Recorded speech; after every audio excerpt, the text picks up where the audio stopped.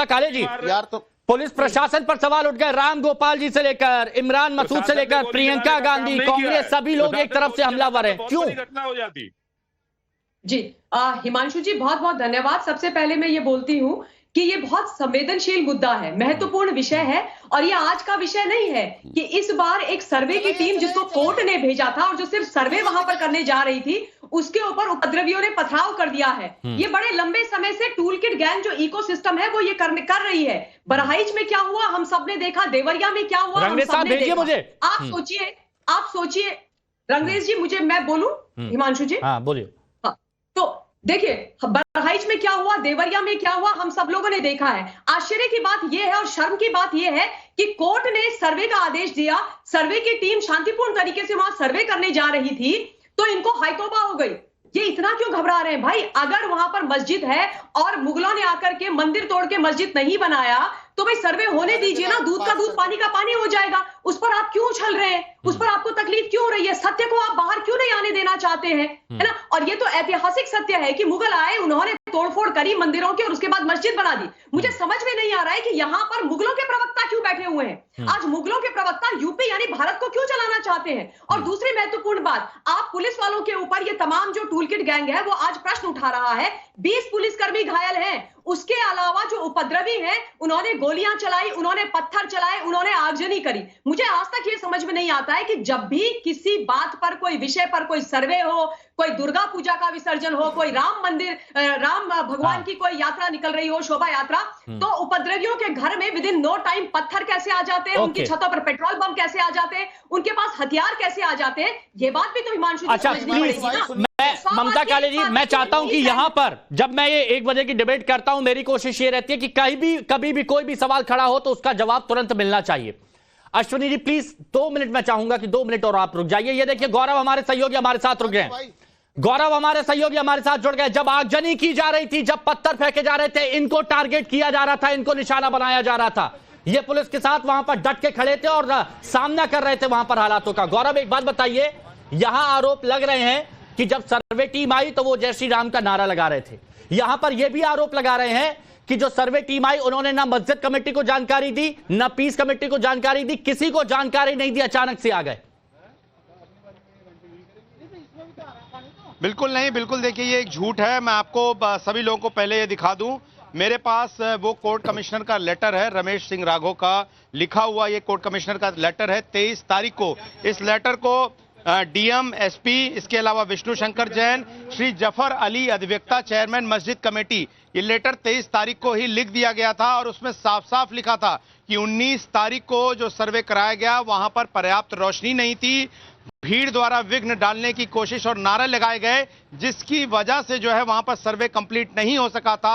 और इस वजह से हम जो है 24 तारीख को सुबह 7 बजे से 11 बजे तक यहां पर सर्वे करना चाहते हैं। बाकायदा मस्जिद कमेटी के जो सदर हैं जफर अली, उनको ये लेटर जो है वो रमेश सिंह राघव कोर्ट कमिश्नर द्वारा दिया गया था और इन्हीं सूत्रों से मिली जानकारी के आधार पर ही हमने जो है कल सुबह से ही ये बताना शुरू कर दिया था, जब सर्वे शुरू भी नहीं हुआ था, कि आखिर सर्वे दोबारा कराया क्यों जा रहा है, क्योंकि लोगों के मन में सवाल था। कल हमने सबसे पहले यही जानकारी दी, पर्याप्त रोशनी ना होना और दूसरा सर्वे में विघ्न डालने की कोशिश होना। और ये बात इतनी ज्यादा सत्य निकली कि कल जब दोबारा सर्वे शुरू हुआ उसके बाद जिस तरह से भीड़ अच्छा गौरव, मैं आपको रोकता हूं, अखिलेश यादव जी कुछ कह रहे हैं। अखिलेश यादव जी, वो सुनते हैं। कराया, सरकार ने कराया, क्योंकि सरकार जो बेईमानी कर रही थी, सरकार जिसने वोट लूटा, सरकार ने जिसने मशीन पर ईवीएम की बटन बार बार पुलिस से दबाई, प्राइवेट ड्रेस में पुलिस लगाई, उस चुनाव में इनकी धांधली, इनकी चोरी न पकड़ी है, इसलिए जानबूझ करके संभल में घटना कराई है।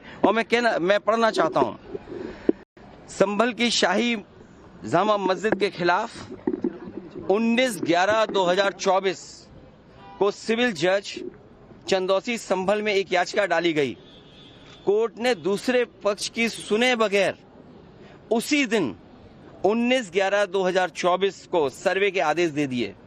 ताज्जुब तो इस बात का है कि ऑर्डर मिलने के बाद ही संभल के जिलाधिकारी, संभल के पुलिस अधीक्षक आदेश को पढ़े बगैर 2 घंटे बाद ही सर्वे के लिए पुलिस बल के साथ शाही जामा मस्जिद पहुंच गए।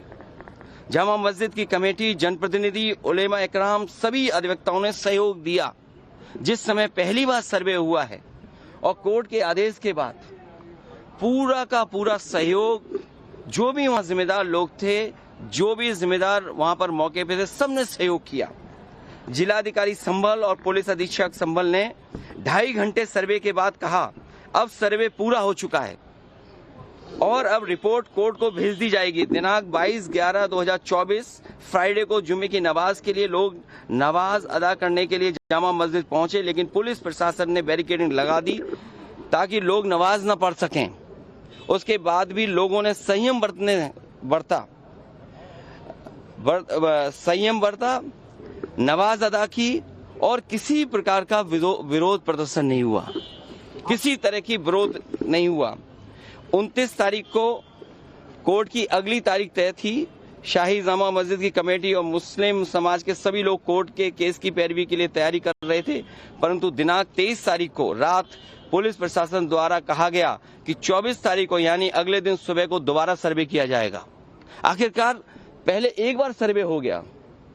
ये आदेश पुलिस प्रशासन को किसने दिया कि दोबारा सर्वे आपका होगा, जब पहले सर्वे में सब लोगों ने सहयोग मदद की, पूरा सर्वे हुआ, किसी को आपत्ति नहीं थी सर्वे पर, लेकिन जानबूझ करके आगे शाही जामा मस्जिद की कमेटी और अधिवक्ता ने कहा कि एक सर्वे तो मुकम्मल हो चुका है, अब दूसरे सर्वे की क्या आवश्यकता है। कोर्ट के आदेश का हमने पालन कर दिया, अगर दूसरा सर्वे करना है तो दोबारा आदेश करवाएं, कोर्ट के आदेश के बाद हम दोबारा सर्वे करा देंगे। लेकिन जिलाधिकारी संभल और पुलिस अधीक्षक संभल ने कोई सुनवाई नहीं की और तानाशाही दिखाते हुए और सुबह के वक्त से पहले शाही जामा मस्जिद आ गए। शाही जामा मस्जिद कमेटी और मुस्लिम समाज के लोगों ने फिर भी धैर्य रखा और दोबारा सर्वे के लिए अंदर ले गए। सर्वे के दौरान करीब 1.5 घंटा बाद जब जनता को सूचना मिली तो वो इकट्ठा होना शुरू हो गए। लोगों ने सर्वे का कारण जानना चाहा तो सर्कल ऑफिसर ने उनके साथ गाली गलौज की और लाठीचार्ज करवा दिया, बुरी तरह से जख्मी कर दिया। इसका विरोध करते हुए चंद लोगों ने पत्थर चलाए, जिसके बदले में पुलिस सिपाही से लेकर अधिकारी तक ने अपने सरकारी और प्राइवेट हथियारों से गोलियां चलाई, जिसकी वीडियो रिकॉर्डिंग है, जिसके एवज में दर्जन लोग गोलियों से घायल हो गए। 5 मासूमों जो कि अपने घर से सामान लेने के लिए निकले थे, उनकी मृत्यु हो गई। संभल का माहौल बिगाड़ने में याचिका दायर करने वाले लोगों के साथ पुलिस और प्रशासन के लोग जिम्मेदार हैं। इनको निलंबित किया जाना चाहिए और हत्या का मुकदमा चलाया जाना चाहिए, जिससे कि लोगों को इंसाफ मिल सके और आने वाले समय में कोई इस प्रकार की संविधान के खिलाफ गैर कानूनी घटना को अंजाम न दे जा सके। और बीजेपी के लोग ये कह रहे हैं कि संभल को बांग्लादेश बनाना चाह रहे हैं। देखिए, अगर आप बीजेपी की बात मानोगे तो गड्ढे में गिरोगे, जाके बीजेपी की बात मानोगे तो खाई में गिरोगे। बीजेपी वालों से पूछिए, क्या चुनाव कराया था आपने उत्तर प्रदेश में? कोई ऐसा मुसलमान भाई नहीं था जिसको इन्होंने रोका ना हो। लाठी से, बंदूकों से गाली गलौज की इन्होंने। हम लोग लगातार कहते रहे और फिर बीजेपी के पास जवाब क्या, जब चुनाव आयोग को शिकायत की गई तो चुनाव आयोग ने खाना पूर्ति कर करके कुछ अधिकारियों के खिलाफ कार्रवाई की। क्या ये बता सकते हैं क्यों कार्रवाई हुई थी उनके ऊपर? क्या वोट रोकने का अधिकार था? क्योंकि वोट लूटने पे चर्चा न हो। ये लोग लूटने वाले लोग हैं, इनके लिए लोग कोई मायने नहीं रखते, लोग मायने नहीं रखते। इन्होंने तंत्र से समर्थन लिया और तंत्र से ही अन्याय कर रहे हैं। उनका सीधा साधा फार्मूला है, पहले वो अन्याय करते हैं, अगर आप अन्याय का विरोध करोगे तो आप उन्हीं के अधिकारी आपके खिलाफ तमाम मुकदमे दर्ज करा देंगे। क्या जियाउल इस्लाम वहां थे? हमारे विधायक वहां थे, सांसद थे क्या वहां? जियाउर रहमान, कोई बता दे। वो बेंगलोर में थे, वो अपने कार्यक्रमों में थे, संभल में नहीं थे। और ये तो उत्तर प्रदेश के बारे में आपको नहीं पता, आप में से सब उत्तर प्रदेश के लोग हैं।